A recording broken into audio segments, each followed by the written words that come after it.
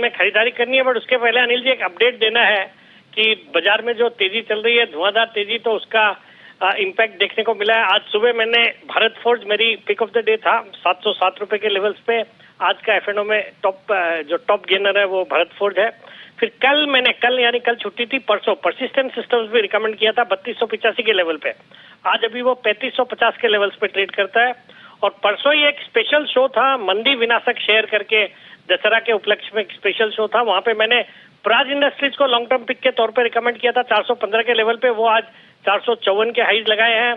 और भी अनिल जी लिस्ट लंबी है एक्चुअली। पिछले ट्यूसडे, वेडनेसडे, थर्सडे को मैं था नहीं, फ्राइडे को जो स्टॉक्स रिकमेंड किए, जैसे एपीएल अपोलो है, गोकुलदास एक्सपोर्ट्स, किर्लोस्कर फेरेस, सब में 10% की तेजी हो गई है in the last 2-3 trading session. बढ़िया, बधाई हो सर। एक के बाद एक सारे स्टॉक्स अच्छी मजबूती में आपके ट्रेड करते हुए दिख रहे हैं। अब बताएं सर, आज के लिए कौन से स्टॉक्स चुने आपने? अनिल जी, जो आज का पहला स्टॉक है कैश मार्केट से, स्टॉक का नाम है आरसीएफ, राष्ट्रीय केमिकल्स एंड फर्टिलाइजर्स, जो अभी 96 के लेवल्स पे ट्रेड करता है। पहले टारगेट बोलता हूँ, शॉर्ट टर्म टारगेट 107 और स्टॉप लॉस 92।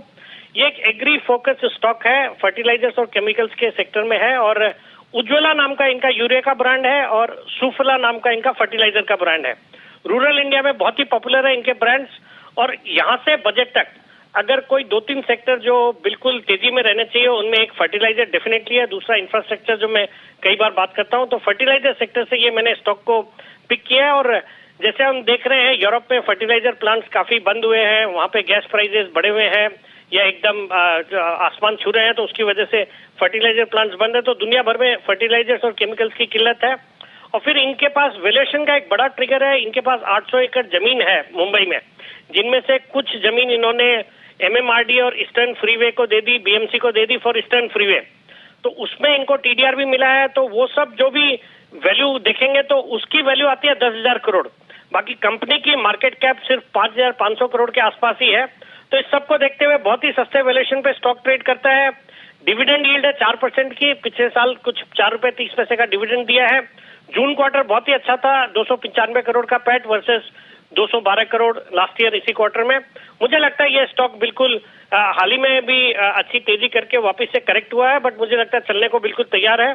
तो इसमें टारगेट है 107 रुपए का, स्टॉप लॉस रखना है 92 रुपए का।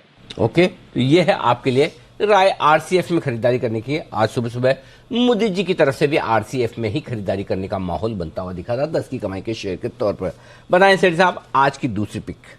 आज दूसरी pick Anil ji sugar space से है। आज ये सेक्टर बिल्कुल तेजी में है और स्टॉक का नाम है द्वारिकेश शुगर, जो अभी 98 के लेवल्स पे ट्रेड करता है।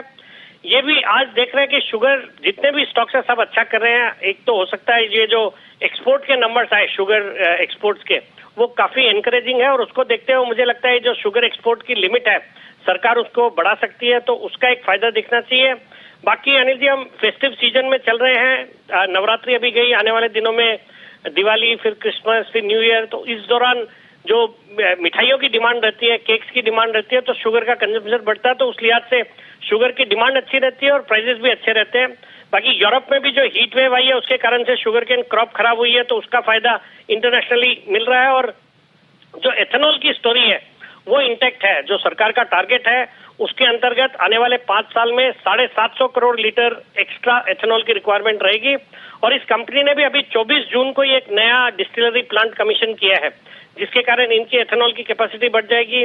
फिर फंडामेंटल्स बहुत अच्छे हैं, gross profit margin 15%, return on equity 23%, return on capital employed 28%, और एफआईआईज डीआईज भी अराउंड 10.6% स्टेक ओन करते हैं, जिसमें डीएसपी है 3.25%। मुझे लगता है ये स्टॉक बिल्कुल खरीदना चाहिए करंट लेवल्स पे। ये भी अपने रिसेंट हाइट से हाल ही में करेक्ट हुआ है और यहाँ पे खरीदारी करने की सलाह मेरा। इसमें शॉर्ट टर्म टारगेट है 108 रुपए का, स्टॉप लॉस रखना है 93 का।